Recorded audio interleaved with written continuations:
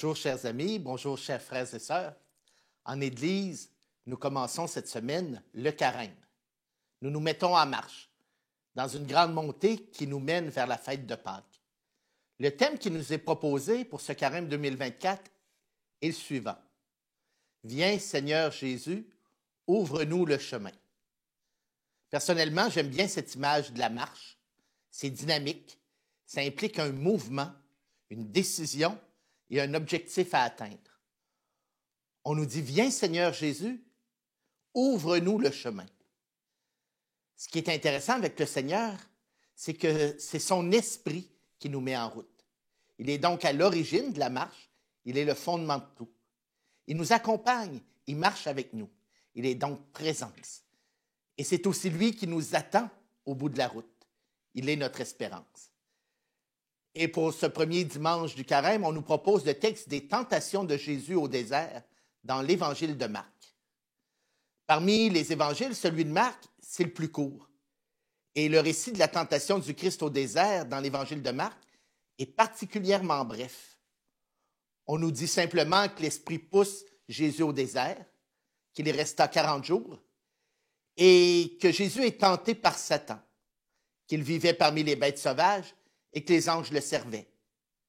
Et ensuite, il partit pour la Galilée pour proclamer l'Évangile en annonçant que le règne de Dieu était tout proche, appelant à la conversion et à croire à l'Évangile.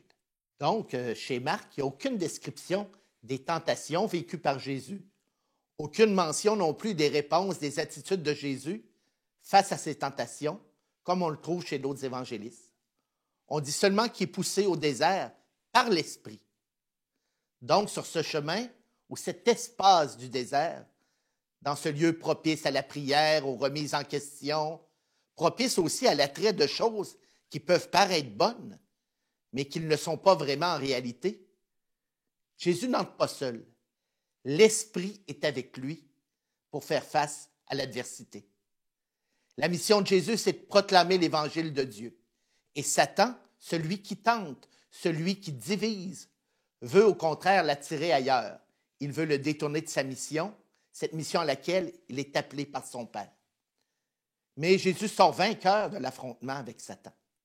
Comment c'est ça qui est sorti vainqueur? De deux façons. Premièrement, par deux signes qui sont mentionnés dans le texte. On dit, il vit paisiblement parmi les bêtes sauvages et les anges le servent. Jésus n'est donc pas tombé dans le piège du tentateur, de celui qui divise, qui brise l'unité. Il vit dans l'harmonie, en union avec Dieu et en union avec la création. Et aussi parce qu'en sortant du désert, il entreprend vraiment sa mission. Il partit pour la Galilée pour proclamer l'Évangile, nous dit le texte. Jésus n'est donc pas tombé dans le piège du tentateur de se détourner de sa mission. Donc, conduit par l'Esprit au désert, Jésus sort victorieux de la tentation de s'esquiver de l'appel et des exigences de sa mission d'instaurer le royaume de Dieu au cœur du monde.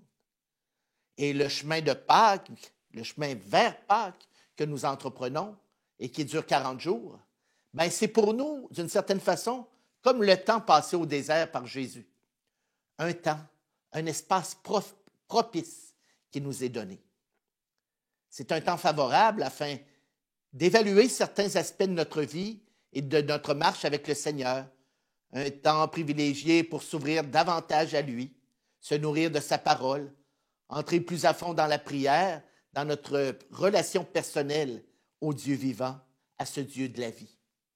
Peut-être que des interrogations, des doutes vont surgir en nous pendant le temps du carême. C'est normal, c'est légitime. Parce que le monde dans lequel on vit n'est pas de tout repos. On le sait, la violence, la guerre, les injustices auxquelles nous sommes quotidiennement exposés peuvent miner notre morale, ébranler notre foi et notre confiance au Seigneur. Mais comme Jésus au désert qui a été tenté de prendre un autre chemin que celui de la mission que son Père lui avait confiée, bien, nous pourrions nous aussi avoir la tentation de remettre en question notre espérance en la résurrection de Jésus et en la vie qu'il nous promet. Nous ne sommes donc pas à l'abri des remises en question dans la fidélité à nos engagements et à notre mission de baptiser. Chers amis, avançons avec la certitude que l'Esprit Saint qui a poussé Jésus au désert et qui l'a accompagné est notre compagnon de route à nous aussi. C'est avec le Seigneur que nous marchons sur le chemin qui nous conduit à sa Pâque.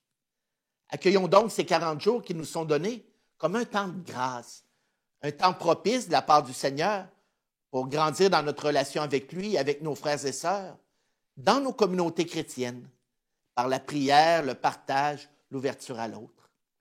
En ce temps du carême, chacune de nous est invité à se mettre en route et accompagné par l'Esprit.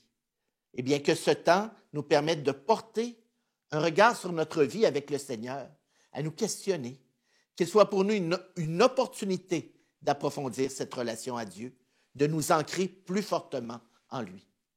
Et comme le Christ qui, après son temps au désert, est parti pour proclamer l'Évangile, bien que ce temps favorable nous fasse grandir en tant que disciples de Jésus, pour participer, nous aussi, à la mission d'annoncer le royaume de Dieu au cœur du monde. Frères et sœurs, bon carême, bonne route.